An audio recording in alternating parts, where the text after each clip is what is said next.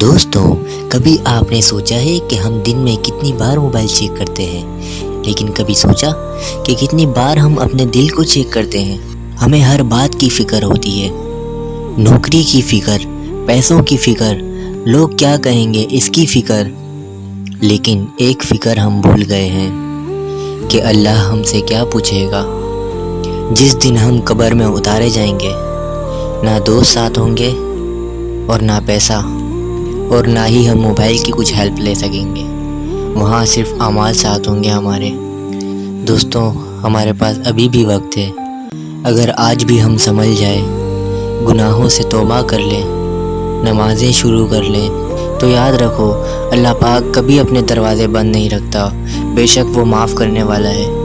ابھی بھی وقت ہے، لوٹ آؤ اپنے اللہ کی جانب، کیونکہ موت بتا کر نہیں آتی۔